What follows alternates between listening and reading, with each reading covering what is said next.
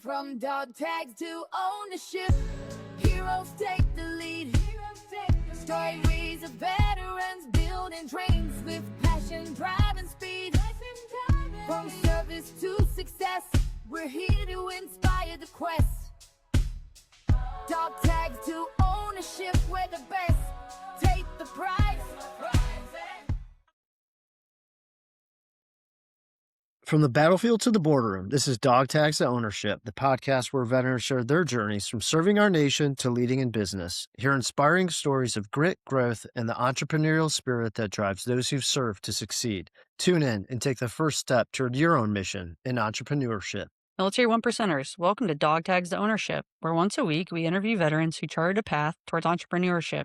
Here, our goals are to share resources, advice, and success stories about starting a business, discuss strategies for building financial independence and creating your own path, and most importantly, build a community to support each other through the challenges of transitioning from service life to civilian ownership. Today, we are extremely excited to introduce our guests to the show, Daniel Gade and Terry Hill. Daniel and Terry are West Point graduates and U.S. Army veterans. Daniel is the owner and CEO of defense contracting company Interfuse, and Terry is the co-head of veteran initiatives at J.P. Morgan Chase. Both are involved in the J.P. Morgan-backed CEO Circle, a 13-month business program tailored to military veterans and spouses. Daniel and Terry, welcome to our podcast today, and thank you for joining us to discuss your journey from dog tags to ownership and helping our veteran-connected community. How are you both doing today? Doing great. Thank you for having us. Really great to be awesome. here, Julie and Matt. Awesome. This is fun. Thank you. We're super excited to have you both on based off of the work that you're both doing to support our military connected members and getting after what we like to call turning their dog tags into ownership through CEO Circle and that 13-month program. And then also, Daniel, for you, as you own a company now and being able to provide some advice for that. But before we get started with going into some of the things that you all do to help our community, can we first just talk a little bit about your military journey? And I can start with you, Terry, as I think you might have joined first. Yeah, and it's a lot shorter story, so it's probably a better story to start with. So I'm from Houston, Texas. Went to the military academy from Houston. I was 5 years in the artillery, so I was an artillery officer, which loved the big guns. During that time period, from 92 to 97, I deployed to Guantanamo to run refugee camps. Maybe more importantly, was married at the Old Post Chapel to my wife. And then in 97, came back to Houston and joined the bank, J.P. Morgan Chase, and have been here ever since. And we'll talk about some of the things that I'm doing here. Yep. Amazing. Yeah. I enlisted in the Army in 1992 as a private, and then went to basic training between my junior and senior year of high school, which is so crazy. It seems like 5 minutes ago, and it seems like a long time ago. And then I went to West Point after that, and was commissioned in 97 as an armor officer. Spent a little time in the cavalry at 3rd Armored Cavalry Regiment at Fort Carson, and then I went to Marine Amphibious Warfare School with the Marines as a captain. And then after that, I went to Ranger School, and then went on to the Republic of Korea, where I was a staff officer, and then I was a tank company commander in Korea. And right before I was ready to change command, or I was literally like 3 days short of my change of command, my boss and his boss told me that the unit was going to be deployed to Iraq, and did I want to go? And I said, of course. I said, here, my Lord, send me. And so they did. And so I went to Ramadi, Iraq in summer of 2004, and was wounded in November 04 and again in January 05.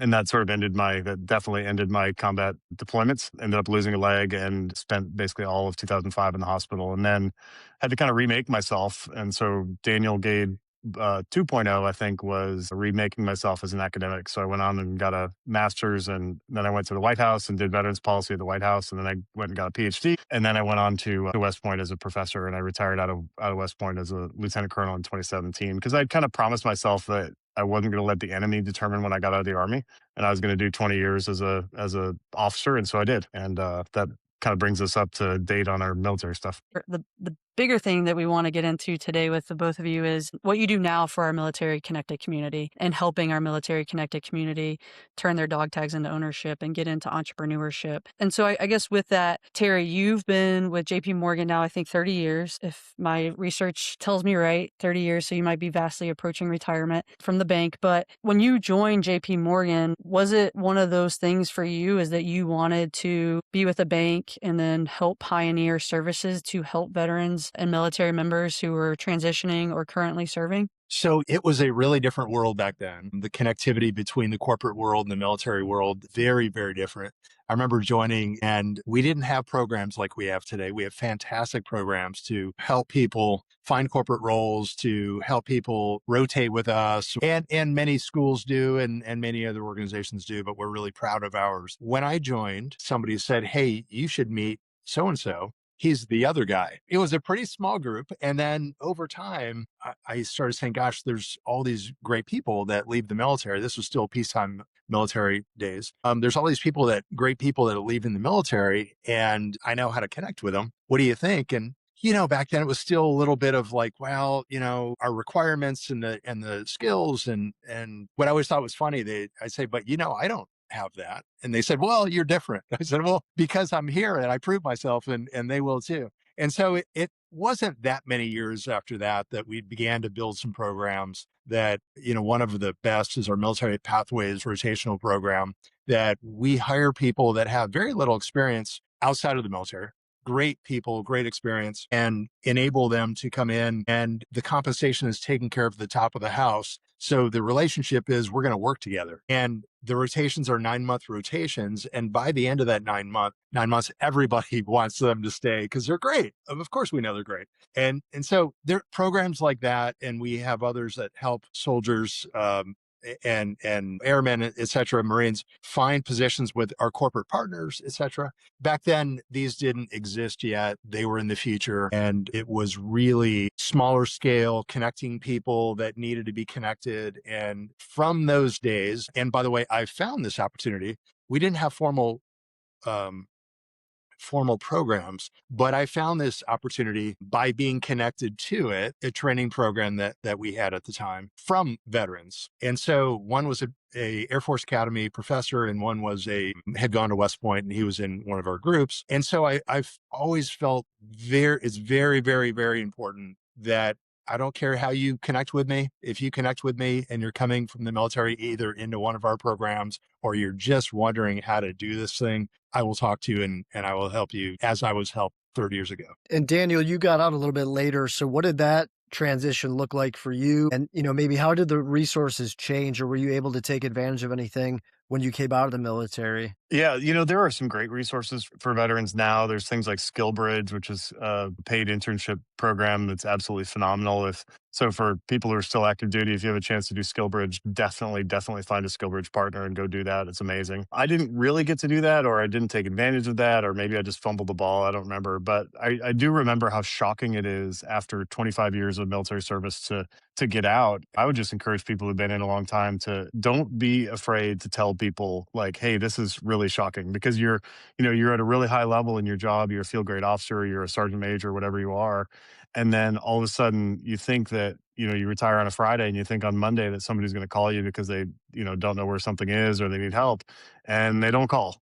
And I tell people it's right in the Army song, like the Army goes rolling along, right? Like the Army does not remember you very long after you're out. So you have to kind of recreate your own new identity. And so for me, I had a couple of things that I did. My first job out of the Army actually was going into worked at Department of Labor and Department of Labor Vets for a while, Veterans Employment and Training Service. In 2000, I ran for office because I thought that Washington is messed up, and Washington is still messed up, maybe in part because I lost, who knows, maybe I could have fixed it. But then I worked in state government for a while. I was the Commissioner of Veteran Services for Virginia. And by that time I was pushing 50 pretty hard. And now I'm on the other side of 50. So then some friends came to me and they said, hey, look, you got what it takes to be an entrepreneur. And I was like, what does it even mean? I'm old. I don't have any good ideas. How can I be an entrepreneur? And with some mentorship, and you're never too old for a mentor. With some mentorship, they were like, hey, there's this thing called entrepreneurship through acquisition, where you set some criteria and you find a company that you want to buy. You put together some investors and you put together a campaign plan to buy a company, and you go buy a company. And so that's what I did with Interfuse Corporation. And, I didn't even really know that it was possible to buy a company. I was like, how does one buy a company? And it turns out that it's just like buying a very, very, very, very expensive house. You have to have a down payment. You have to have a bank that'll finance you. And then you have to have a plan, and you go do it. And so it's been really, really fun. So I closed on this company in November of 2024. So I've been the owner and CEO now about 18 months, and there's so much to learn, but I've got a great team. and we're doing very important work for the warfighter, and it's been a lot of fun and very exciting. Daniel, when you were looking to go and do entrepreneurship through acquisition, as you were building your team and looking at funding and looking at becoming an entrepreneur, what did that look like for you? How did you reach out to folks? How did you build that team to really get involved and to go and acquire Interfuse? Yeah, sure. So I had a couple of my mentor in this is a guy who's a fellow business owner. His business is much bigger than mine, and he's had a successful exit, and so he's got plenty of money. And he was like, "Look, we can do this. You can do this. I believe in you, and I want to invest in you." And I said, "Okay, well, what does that look like?" And he said, "Well, find a company that you want to buy. Tell me why you want to buy it. I will help put together the group that will be the down payment requirement here." And then the other piece that I had to do was find a bank. And so at the time I didn't know JP Morgan. I would use them now if I had to do it again. But the federal government has a program called the 7A program, which is administered through the Small Business Administration. And basically what it means is the Small Business Administration, the federal government, will secure the loan that is provided by a commercial bank. And so the bank that I used was a bank that specializes in entrepreneurship through acquisition kind of thing, 7A loans. It's called Live Oak Bank. And so you have to put together a down payment. In my case, it was like 20% of the purchase price provided by my investors in exchange for, they have equity in the company. My 10 investors own 30% of the company collectively. And so we went and, made an offer on the company and go through a price negotiation. And then the bank helps you all through that process. And at the end of that process, we got the company at a good price, at a good place in the market. And it's been, nothing but growth since then. And so that's been very exciting. Yeah, and I think for a lot of our listeners and followers out there who are thinking about entrepreneurship and getting into business ownership, that is just a way, a vehicle to go and buy your business is through entrepreneurship, through acquisition. Terry, what services does JP Morgan offer for, Daniel said he wished, he would have known about what JP Morgan does because he would have used them, but what services does JP Morgan offer for those military members transitioning or wanting to get into entrepreneurship or entrepreneurship through acquisition? From the earlier stage company or at the acquisition phase that Daniel's talking about, we have in our business banking group, we have business bankers that focus on the SBA programs. We also have advisors to help veterans and others that are in this situation, whether you're trying to acquire something or you're trying to start something, to really go through the details and talk about a business plan and talk about the things that you need to put in place to be successful. And so you need capital, but you also need more than that, as you're beginning. And Daniel's talked a few times about just sort of the degree amount to learn on that front end as an entrepreneur. We have tremendous resources all across the country for this purpose to help people in this stage.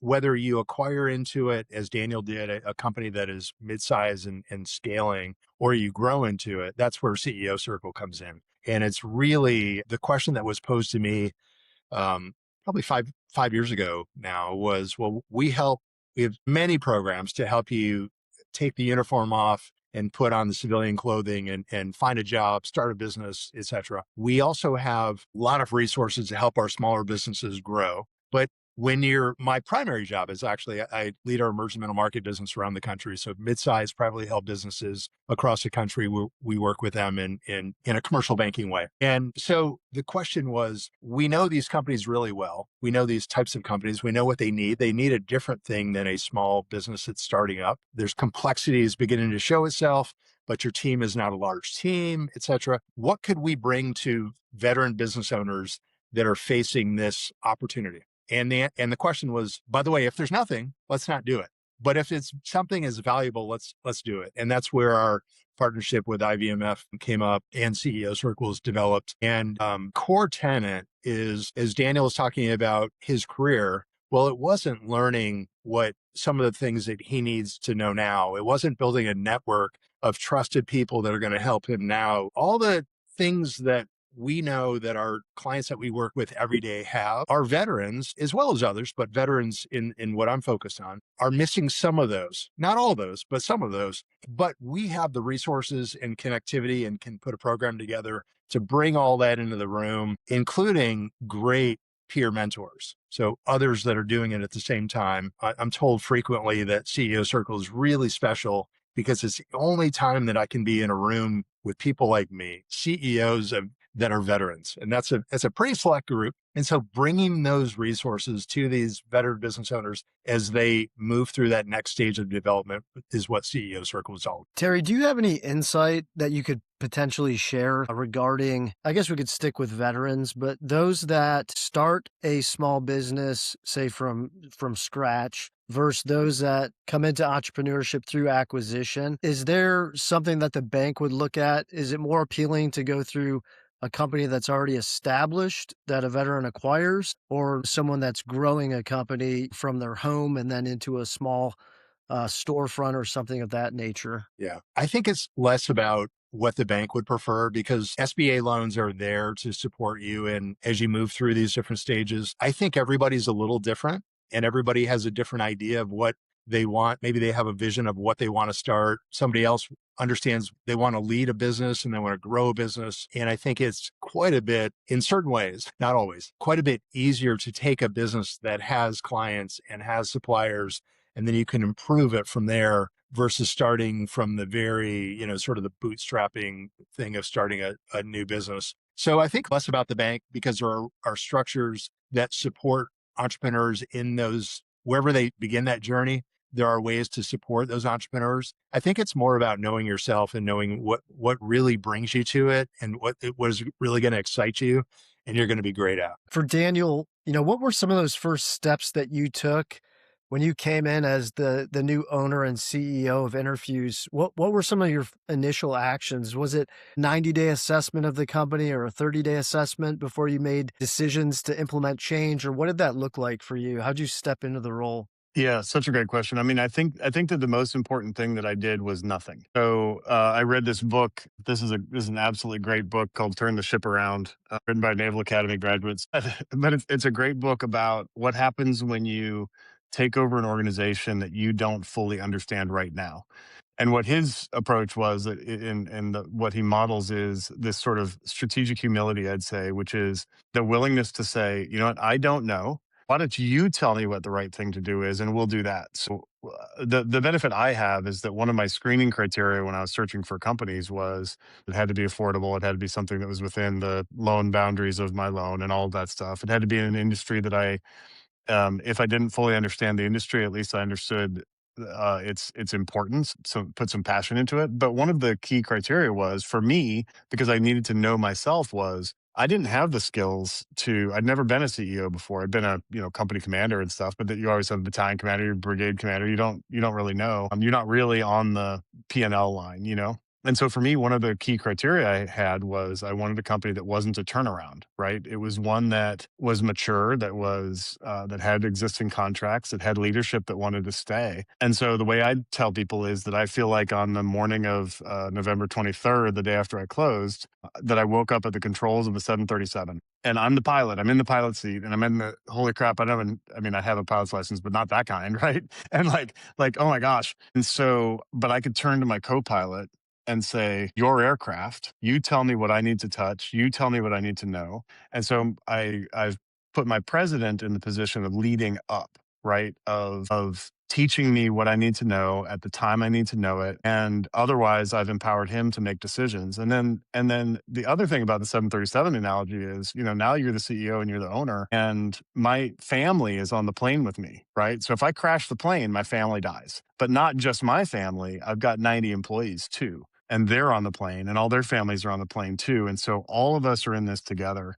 And so I think that's part one. And then part two is deciding to do things that I knew how to do. And one of the things I do know how to do is culture. And so we've put in place a couple of things like monthly all hands. They've never had a monthly all hands before. The employees would be just working in their little contract or their part of the company, not really knowing even what the rest of the company does, much less what everybody else's face looks like. And so we started monthly all hands. We've done sensing sessions. We've done that kind of stuff. So I think of myself as down and in for culture and up and out for business. And then I let the finance guy be great at finance. I let the president be great at presidenting. I let the VPs be great at what they do. And so for me, it's been an exercise in not trying to make every decision, not grabbing the controls, because you can grab the controls. You're the boss and people are going to say, yes, sir, 3 bags full, but then you might crash the plane. And so that was, I think, my approach. And and now I'm getting to the place where I'm beginning to understand some of the processes a little better, but I'm by no means still an expert. And I think that's true of any of us in any job. And so you have to just sort of be humble about continuing to learn. And so that's really been my approach. And it's been very, very rewarding. And Daniel, as you closed on the business, is that when you got involved with CEO Circle? Was that how you've continued to learn is through CEO Circle? That's one of the ways I went through. I knew that the company was in good hands, that things were going to be okay if I stepped aside and focused on my own development for a while. And so I signed up for there's a Veteran Institute of Procurement VIP that has some application type programs. You apply, you get accepted, you tell them about your company, and then you go and it's offsite training. It's very valuable. And like last April, May timeframe, I think was when I saw the applications for this cohort of CEO Circle open. And I applied, was accepted, and our initial meetings, I think, were like online meetings in, I want to say, September, and then we had a in-person meeting in November, early December, something like that.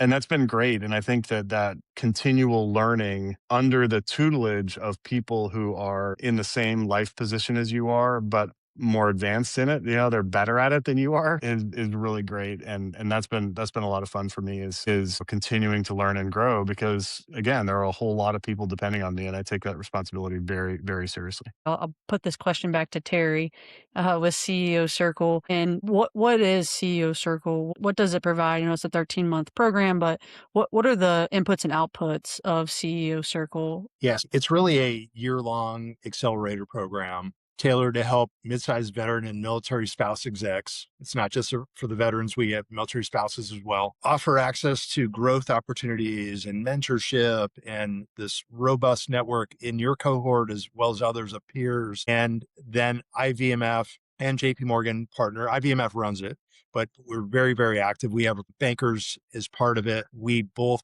combine during our quarterly fly-ins. We're in-person fly-ins. We'll have speakers and we'll bring resources, and because there's some things that you're learning how to run your business, but oh, by the way, that's right, I need to focus on brand, or there's some of the technology things that are moving really fast. We have access to resources that we can bring to bear to connect in that way. And so that's really what it's about. You're not gonna fill all the gaps, but what we find is bringing everybody together. You really level up.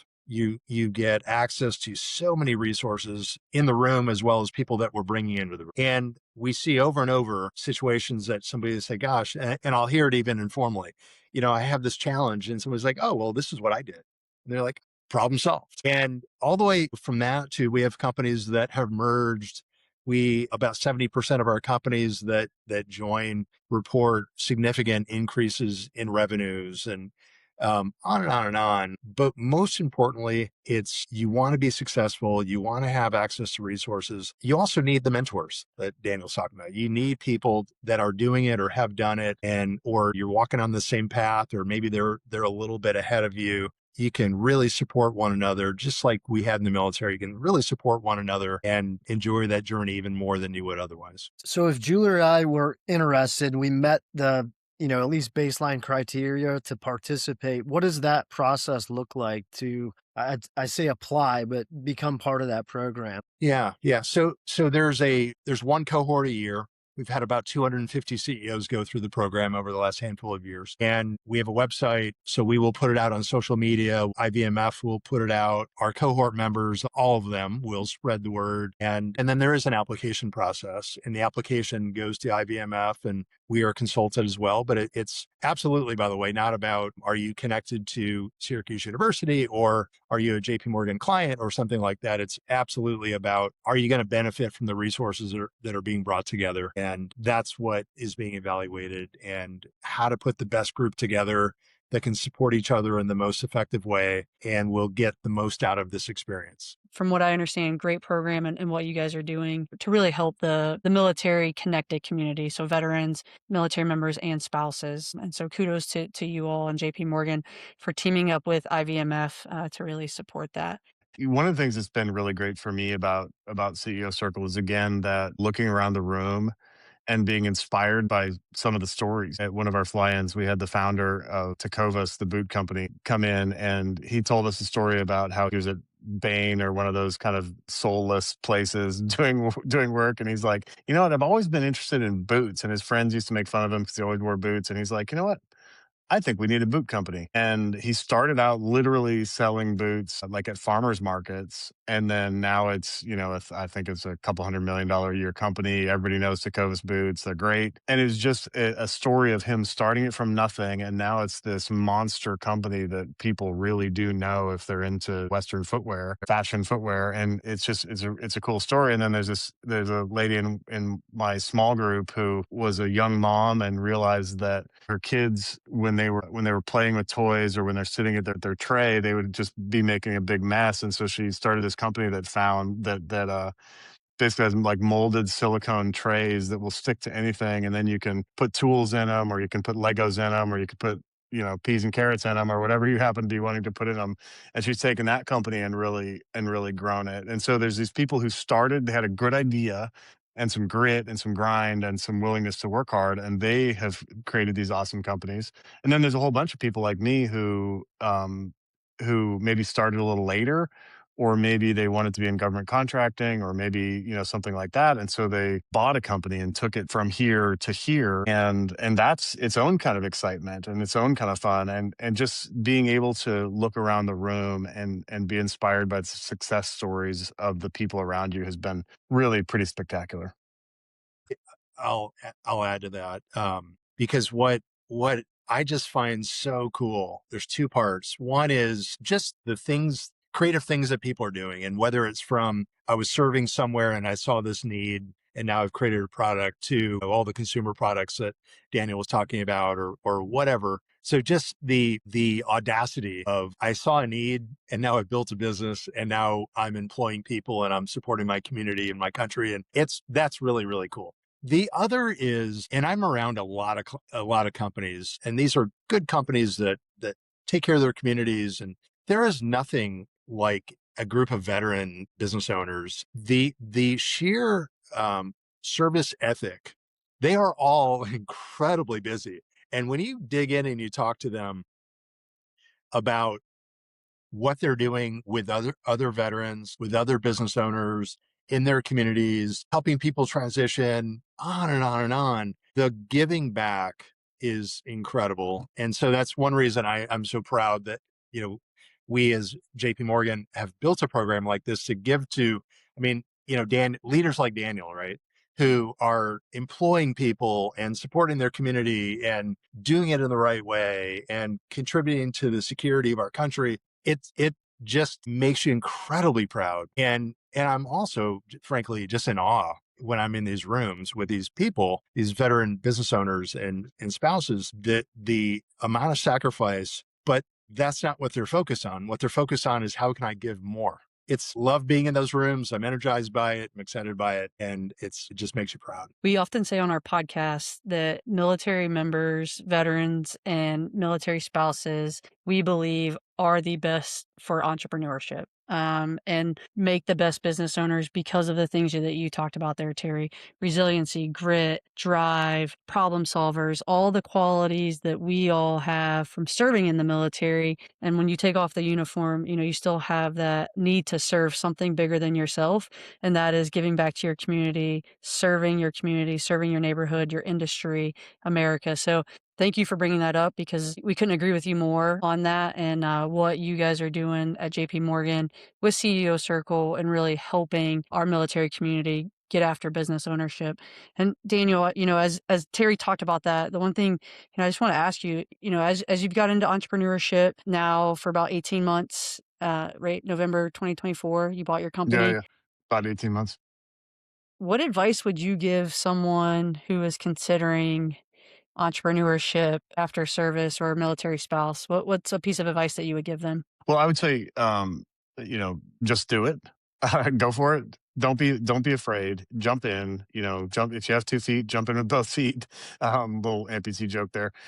But one of the things that can be kind of scary in the financing process. Actually, if you're not somebody who brings a couple $1 million in your bank account to a transaction, you might have to put a personal guarantee on, which means that the bank basically has a lien on your house, right? And so I close on the company and I use the 7A loan and some outside investment, whatever. And I'm describing this process to my children who are seniors in high school now. And one of them goes, Dad, wait a second. So if you mess up and the company goes in the ditch, like we lose our house? And I'm like, well, yeah. I go, that's always been the way it is. My entire career has been one of the things that I do is I support my family, right? My wife and my children are my responsibility. And so our career has always been, even when you're in the military, if you're supporting your family, if you mess up and your career goes in the ditch, your family is going with you. And so it's not any different or scarier than anything else you've ever done. It's a whole lot less scary than combat is. And so just do it. And the other thing is, I would say, is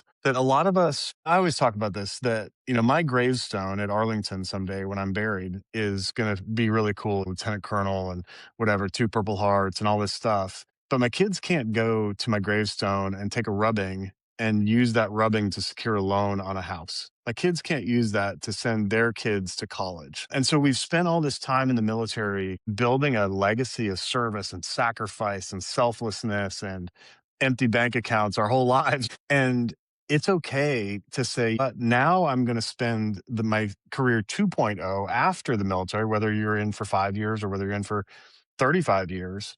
It's okay to spend the rest of your time, now that you've done a cool legacy thing and you've established those like service bona fides, it's okay to go out and actually earn some money for your family and secure the future for your family and to help your community and to give more to your church or whatever it is that you're into. I'm friends with a lot of post-exit CEOs, but people who never were in the military. And so they come out of college and they get a good job and they're just grinding. And then they sell their company for $150 million or whatever, like absurd, ridiculous amount of money. And a lot of times those guys, maybe they're 45, 50, whatever. And they're like, holy crap, I have all this money, but I don't have a legacy. Like I don't know who am I? I'm a rich guy, but I don't really know what my legacy is. And for those of us in the military, we have the opposite, right? We have a cool legacy. We have a cool story and sacrifice and service, but we don't have any money. It's totally okay to say, I'm going to go secure my family's future in a way that will provide bountifully for my children and for their children and for my community if I choose to do it that way. So I would just encourage people to just go for it. Don't be scared. I hope if anybody reaches out to you, maybe in the comments or something, when this posts, I'll try to be in the comments, and if somebody could drop their email address in there, I'd love to talk to whoever, because I feel like that's the other thing here is, because I've been richly blessed by my relationships with people that allowed me to take this journey, I want to bring other people along in this journey too, and I'll do whatever I can to help others. I look at your story, right? Like you did a lot of things after the military leading up to you buying the company. And I think a lot of people, as they transition out of the military, are somewhat scared to go into entrepreneurship. And I think you discussed that a little bit there as you were talking about it. But the first thing you said is you jump in 2 feet, right? Right. And Right. do it. And that's, for our listeners and followers out there, it can be scary, but there, like you said, there's nothing more scary than things that we've already done or seen while we've been serving in the military. And so, I really thank you for sharing that. And then, Terry, where do you all see CEO Circle going in the next 5 to 10 years in the path that it's on in helping the military connected community? I think one thing I want to add to what Daniel was saying is the entrepreneurs have to jump in and have to be bold and have to go do it. The thing that I would, and this is kind of where CEO Circle comes in. The thing that I think is really important is that what we see many of our veteran entrepreneurs have these gaps in some knowledge. And when you don't see business owners that have been at it for 20 years, you don't realize that they're all asking each other questions and they all have connectivity. And so when I have a challenge, I have 3 business owners that I can go to and say, well, what'd you do? Or how'd you do this? Or should I raise capital? Should I not? Should I expand to the West Coast? Should I not? Um, that building a group of peers and building a group of advisors, because there are none of this is new. 2, there are a bunch of people around you that know the answers to especially the more technical things. and they can help you. And so our most successful veterans are those that are doing exactly what Daniel is doing and said to do. And at the same time, ensure that you're pulling in the knowledge that you need. And so where will CEO Circle go? We will continue to work at that.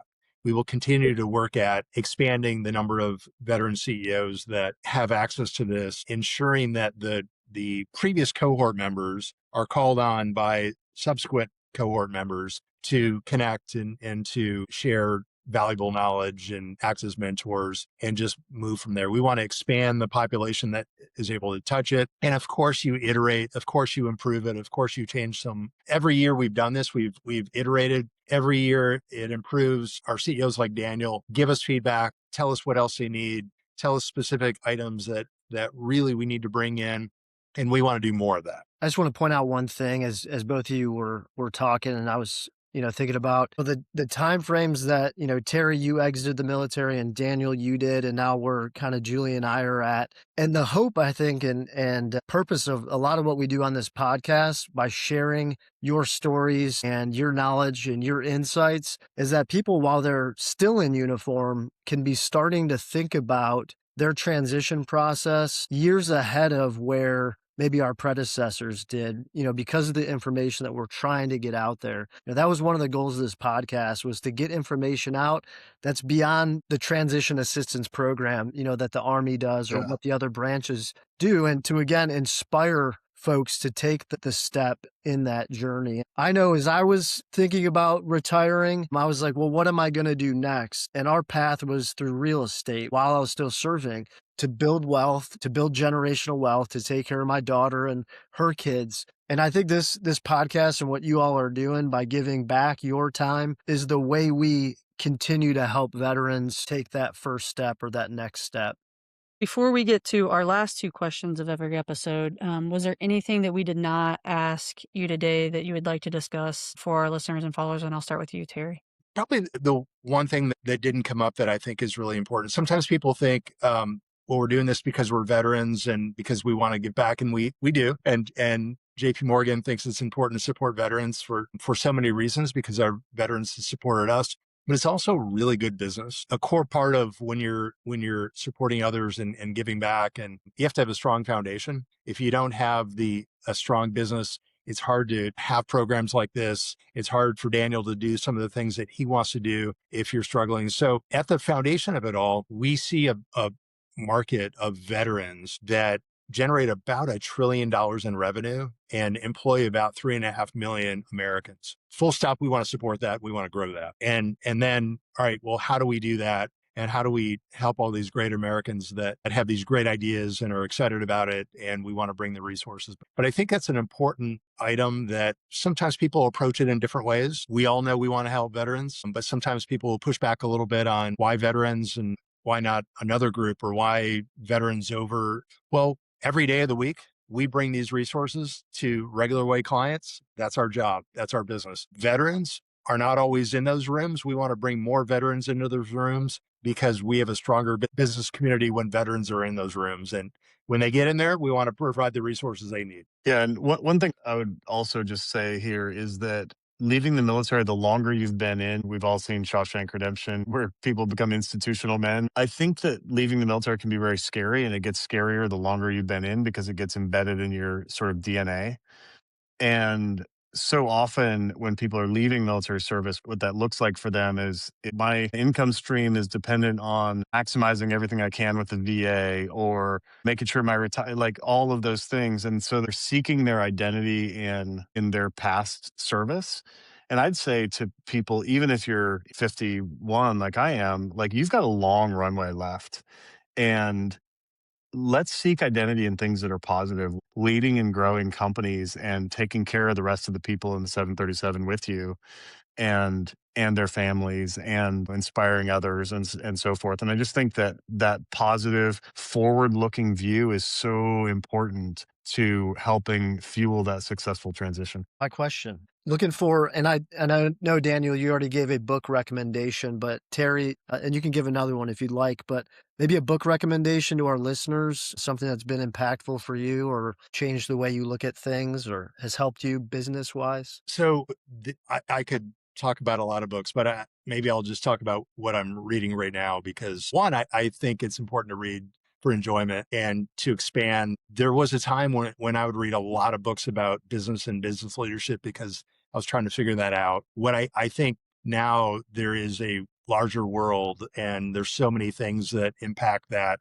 And there's a book that I'm reading right now called The Maintenance of Everything by Stuart Brand. It sounds a little strange, but it's talking about maintenance and concept that is both optional but required at the end after it breaks, but optional if you want to maintain it along the way. And so it's an interesting, deeper than how do you maintain things, and it's about the civilization and the importance of maintenance in all ways for civilization, and at the same time talking about machines and repairs and boats and all of that. An interesting philosophical discussion because I do think whether it's our country, our business, or ourselves, the maintenance of that is incredibly important. He's thinking through that, and he's a incredibly interesting person, from very connected to the Silicon Valley world, but from the old days. He's an 87-year-old mentor to many people in that part of the country in those industries that are booming, and just an incredibly interesting book to read. That sounds interesting. Thank you. Daniel, do you have another one or? Yeah, well, I'll turn the ship around again. I talked about this. It's a really, really good leadership book about delegation and about trusting, building teams of trust, and then trusting them to be great. And then on the transition stuff, a few years ago, I actually have a book. It's on Amazon. It's called Wounding Warriors: How Bad Policy is Making Veterans Sicker and Poorer. And it sounds like a sort of a boring policy book. It is not a boring book, although it is a little bit of a policy book. But I would encourage veterans who are thinking about getting out and who are really thinking, oh yeah, I need to get my VA disability to the highest level there can be, to really consider the themes of that book, which is that if you make your identity focused on what's wrong with you, which is the way the disability system works, then you're robbing yourself of really core vitality that can help propel you into the future. And so that book's on Amazon. It's on Audible. I make like 25 cents a book, so I'm not feathering my own nest, but there are some really important transition themes in there that I think are worth considering. Awesome. Thanks. Our last question of every episode, Admiral William McRaven authored the book, Make Your Bed, Little Things That Can Change Your Life and Maybe the World. So I'm going to switch it up. Daniel, you make your bed in the morning? No, but my wife is really good about that because I get up before she does. And I do love coming back to a made bed. And I will say that one of my twin sons consistently makes his bed. I guess he's the more orderly one. So I'm a failure in that regard, I guess. But that speech by McRaven is truly full of just gold. All right, Terry, do you make your bed? Absolutely no medicine corners. Don't do that anymore. But I have a made bed, and when I leave the office, I have a clean desk. It is kind of one of the things that I do in both places each day. We just want to thank you both for taking the time out of your extremely busy schedules and, sharing again a lot of your experience, wisdom, stories that I know will help our listeners on the podcast and for what you guys are doing. We just really appreciate it. And thanks for giving back and continuing to support the veteran community. Awesome. Thanks for having us, and thanks for doing what you do. It's great. Military One Percenters, whether you're brainstorming your first business idea, already running a company, or just curious about where to start, Dog Tags to Ownership is the place for you. Please hit that subscribe button to receive all new episodes. Also, if you know someone who has turned their dog tags into ownership, drop us a DM on social media or tag someone. We are always looking for new guests to bring onto the podcast. And as always, Military One Percenters, thank you for your service. Let's continue this journey and working together to write our next chapter. Until next week, keep pushing, turn those dog tags into ownership. From dog tags to ownership, heroes take the lead. Stories of veterans building dreams with passion, drive, and speed. From service to success, we're here to inspire the quest. Dog tags to ownership, we're the best. Take the prize.